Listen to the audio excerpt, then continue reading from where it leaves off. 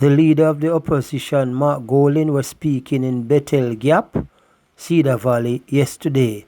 That's Western St. Thomas, where he highlighted several things out of the manifesto and say what plans they have for Jamaica, to be exact, if he formed the next government.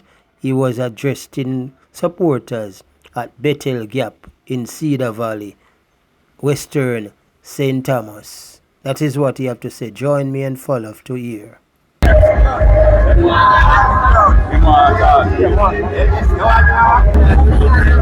obviously you have been touring St. Thomas all morning. Yes. Well, most of the day, yeah. Can you tell us why you came here and what have you observed as it relates to Williams? Yeah. I came here because we regard St. Thomas as a parish where the two constituencies are winnable by the People's National Party. Eastern St. Thomas, we think the situation there is a bit of an aberration, and that the people realize that who they have there now really doesn't cut it. And we have an excellent candidate in Rosemary Shaw, who is tried and proven representative of the people, having been a councillor so many years, and with a real passion for service. So I came to give her some support on the ground, and we were very well received.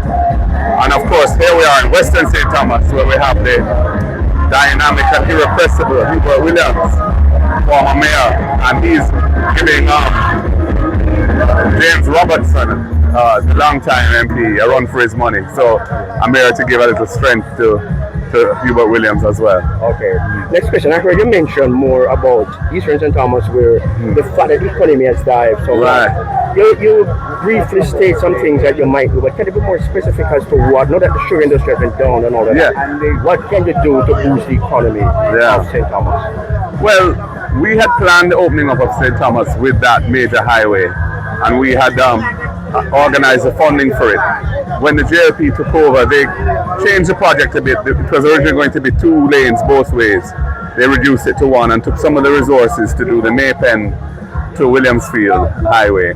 But the road is finished. I'm a bit disappointed how it's turned out because there's so many sections of it which are not in a proper condition, and that part of it, which goes from Morambe to Port Antonio, is still in a horrible condition. But when it's all finished, it will provide opportunities for investors to come in and take advantage of opportunities here in St. Thomas. There's a lot of arable land. There's strong tradition of agriculture. There are some spots along the coast which we are looking at integrating into our logistics hub because of the depth of the water in those coves, where large ships could come in and be serviced. So that's a very big project, but that is something that if we can put it together, could have a huge impact on the economy of this parish. But in the meantime, people are anxious about water systems. A lot of people don't have access to regular potable water, and water is a big part of our priorities. It's really our main priority, along with interior roads and scheme roads for infrastructure. And St. Thomas has a great need for that. And then apart from that, I'm going to be backing the various projects that the 2 MP candidates have, that they have worked out, having consulted the people to bring more entrepreneurism and business opportunities to the agro-processing and that sort of thing. I think there are good opportunities there because a lot of the fruits end up on the ground wasting.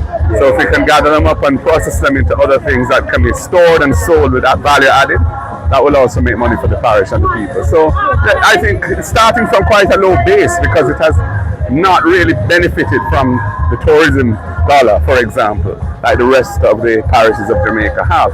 So there's a lot of scope for it to move up. Yeah, man. So that means the logistics hub would be fully onboarded. Yeah, it's a major plank of our economic strategy to achieve sustainable growth and high levels of it. Anthony Hilton was really the pioneer of the logistics hub concept in Jamaica, and we paid for, when we were in government, a major study as to how it could be rolled out. It's been, it hasn't proceeded with the pace that it should have.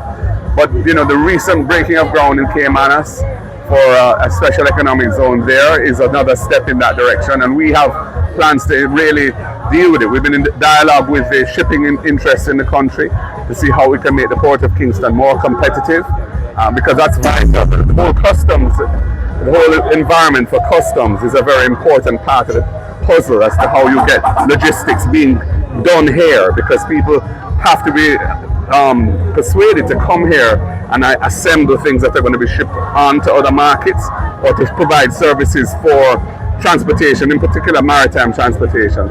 So there's a lot that needs to be done to build the ecosystem that can move the logistics hub forward. But we understand what it takes and we're committed to it. My final question though, your manifesto. Yeah. In the news a while ago, the education minister said your manifesto was AI produced. AI produced? Nonsense. What's your take on it? Nonsense. It was, I did some of the writing myself, so I know that isn't true.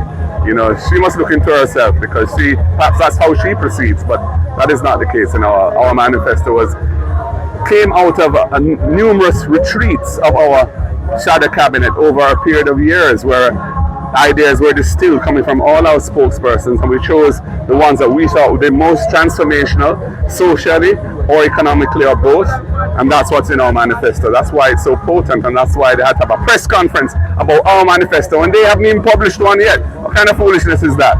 Come on, man, JLP, get your act together.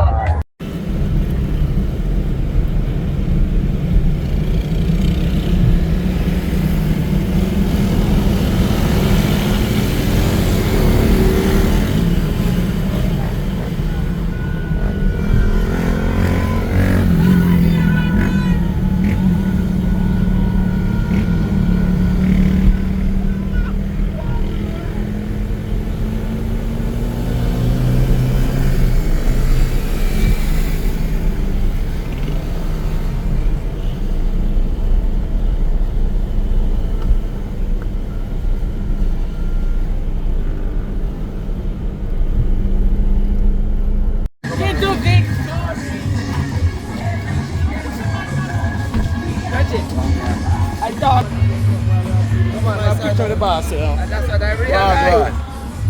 That's what I realized. Up to the world. Yeah.